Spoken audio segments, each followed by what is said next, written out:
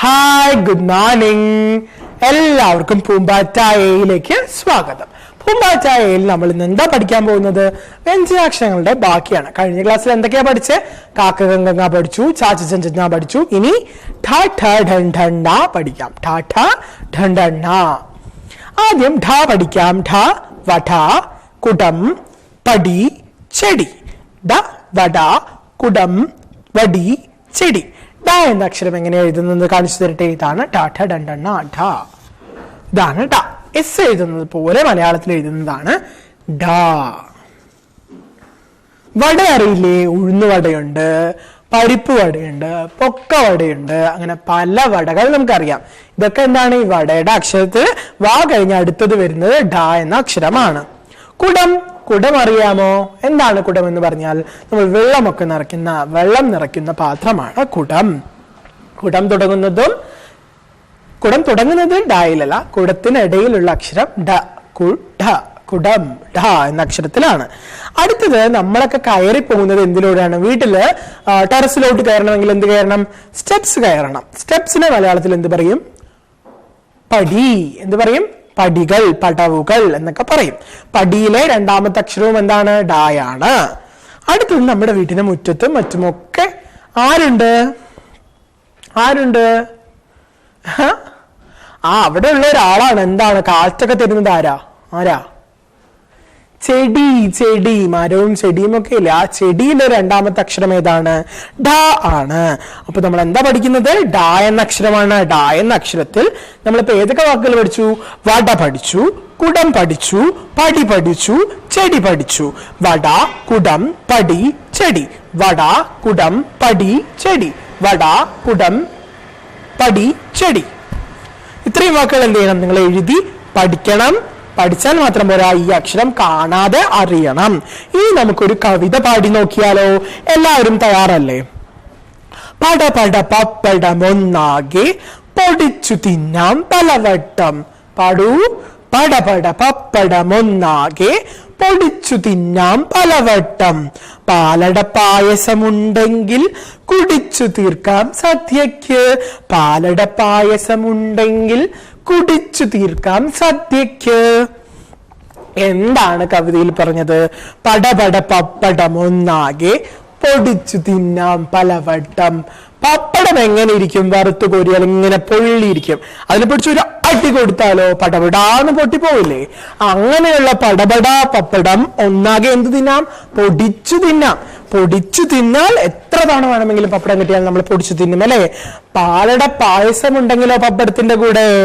പാലട പായസം ഉണ്ടെങ്കിൽ കുടിച്ചു തീർക്കാം സദ്യക്ക്. സദ്യക്ക് എന്ത് ചെയ്യാം? കുടിച്ചു തീർക്കാൻ സാധിക്കും അല്ലേ? കുടിച്ചു തീർക്കാൻ സാധിക്കും. പടപട പപ്പടം ഒന്നാകെ പൊടിച്ചു തിന്നാം പലവട്ടം. പാലട പായസം ഉണ്ടെങ്കിൽ കുടിച്ചു തീർക്കാം സദ്യക്ക്. ഇത് നിങ്ങൾ എന്ത് ചെയ്യണം? ഈ പാട്ട് നിങ്ങൾ കേൾക്കണം, പാടണം കേട്ടോ. അതിൽ കുറേ വാക്കുകൾ എങ്ങനെയുള്ളതാണ്? ഡ ഉപയോഗിച്ചാണ്. പട, പപ്പടം, പൊടിച്ച്, പാലട പായസം, കുടിച്ചു. ഇതൊക്കെ ഡ ഉപയോഗിച്ചുള്ള വാക്കുകളാണ്. ഇനി നമുക്ക് രണ്ടാമത്തെ അക്ഷരം പരിചയപ്പെട്ടാലോ? ട കഴിഞ്ഞാൽ അടുത്തത് ആരാ? ഠ.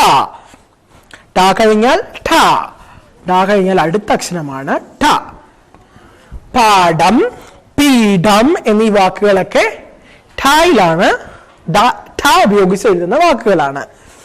പീഠം എന്നത് എന്താണ്? പീഠം എന്ന് പറഞ്ഞാൽ ഇരിക്കാൻ ഉപയോഗിക്കുന്ന, എന്തെങ്കിലും ഒന്ന് ഇരിക്കാൻ ഉപയോഗിക്കുന്ന ചെറു സ്റ്റൂള് പോലുള്ള, ചെറു കസേര പോലുള്ള 4 കാലുകളുള്ള ഉപകരണത്തെയാണ് എന്ത് പറയുന്നത്? മരം കൊണ്ടോ ലോഹം കൊണ്ടോ ഉണ്ടാക്കിയ ഉപകരണത്തെയാണ് പീഠം എന്ന് പറയുന്നത്. പീഠത്തിന്റെ രണ്ടാമത്തെ അക്ഷരം ഏതാണ്? ഠയാണ്. പീഠം. പാഠം, നമ്മുടെ പാഠപുസ്തകത്തിലുള്ള പാഠങ്ങളുടെ പാഠം. ആ പാഠമൊക്കെ എന്താണ്? ഠയിലാണ്. ആ ഠ ഉപയോഗിച്ചാണ് എഴുതുന്നത്. അതായത് പാഠം അല്ല, ഡ അല്ല. ഡ ഏതാണ്? നമ്മൾ ആദ്യം പഠിച്ചതാണ് ഡ. ഇതാണ് ഡ. നമ്മുടെ പാഠം ആണ്. പാഠം ഇതാണ്. മിഠായി. നമ്മൾ കഴിക്കുന്ന മിഠായി ഇതാണ്. മിഠായി അല്ല, മിഠായി അല്ല, മിഠായി ആണ്. മനസ്സിലായോ? ഠ പഠിച്ചു, ഠ പഠിച്ചു, ഡ, ഠ, ഢ. ഇനി ഢയാണ് പഠിക്കുന്നത്. ഢ, ഡപ്പി, ഡപ്പി, ഢമരു. ഇതൊക്കെ എന്താണ്? ഇതിലാണ്, ഢയിലാണ് ഉള്ളത്. അടുത്തത് ഈ ഡ, ഡപ്പിയുടെ ഡ ആദ്യം തുടങ്ങുന്ന ഡ ഏതാണെന്ന് അറിയാമോ? ഇതാണ്. സ തിരിച്ചിടുന്നത് പോലെയാണ് ഈ ഡായുള്ളത്. ഡ ഠ ഠ ഠ. ഇനി അടുത്തത് ഢ, ഠ ഠ ഡ ഡ ഡ. ഈ ഢ അടുത്ത ഡ.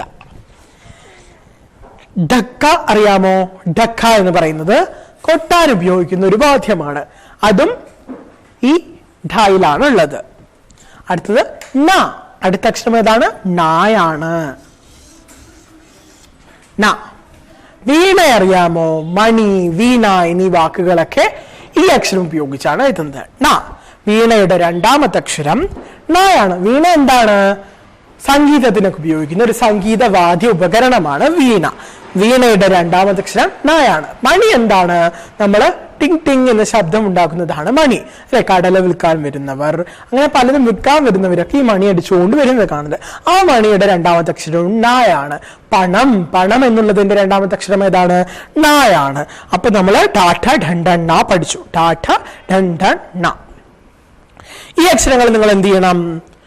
എഴുതി പഠിക്കണം. നിങ്ങളുടെ പൂമ്പാറ്റയുടെ കൈയക്ഷര പുസ്തകമുണ്ടെങ്കിൽ അതിലും എന്ത് ചെയ്യണം?